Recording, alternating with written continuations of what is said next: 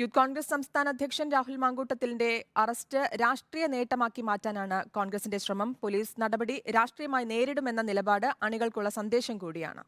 അടിക്ക് തിരിച്ചടി എന്ന രീതിയിലേക്ക് കോൺഗ്രസ് മാറിയാൽ വരുന്നത് സമരമൊഴിയാത്ത ദിനങ്ങളാകും. രാഹുൽ മാങ്കൂട്ടത്തിലിന്റെ അറസ്റ്റിൽ മുഖ്യമന്ത്രിക്കെതിരെ ആഞ്ഞടിച്ചാണ് പ്രതിപക്ഷം രംഗത്തെത്തിയത്. രാഷ്ട്രീയമായ നീക്കത്തിന്റെ ആദ്യ ചുവട്.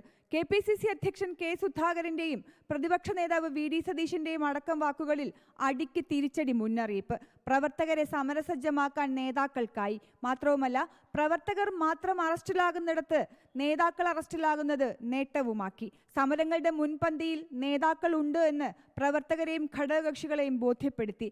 ജാമ്യമില്ലാ വകുപ്പുകൾ പ്രകാരമെടുത്ത കേസിൽ മുൻകൂർ ജാമ്യം തേടേണ്ട എന്ന് കോൺഗ്രസ് തീരുമാനിച്ചതും രാഷ്ട്രീയമായി നേരിടാനുള്ള തീരുമാനം എടുത്ത ശേഷം. 1ഉം 2ഉം 3ഉം പ്രതികളായ പ്രതിപക്ഷ നേതാവിനെയും MLA-മാരെയും അറസ്റ്റ് ചെയ്യാൻ ധൈര്യമുണ്ടോ എന്ന് വെല്ലുവിളിക്കുന്നതും സർക്കാരിനെയും പോലീസിനെയും പ്രകോപിപ്പിക്കാൻ.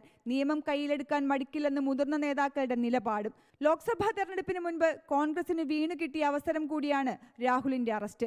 വിചാരണ സദസ്സ് വിചാരിച്ച പോലെ വിജയകരമായില്ലെങ്കിലും ഇനിയുള്ള സമരങ്ങൾ, KPCCയുടെ സമരാഗ്നി ജാഥ എന്നിവ വിജയിപ്പിക്കാൻ ഈ നീക്കങ്ങൾ സഹായിക്കുമെന്ന് കോൺഗ്രസ് നേതൃത്വം വിലയിരുത്തുന്നു.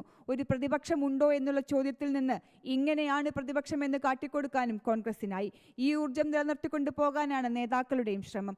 അങ്ങനെയാണെങ്കിൽ മാത്രമേ അത് പാർട്ടിക്ക് ഗുണപ്പെടുകയുള്ളൂ എന്ന തിരിച്ചറിവുമുണ്ട് ഇപ്പോൾ നേതൃത്വത്തിന്. Reporter PR Praveena, in reporter, Thiruvananthapuram.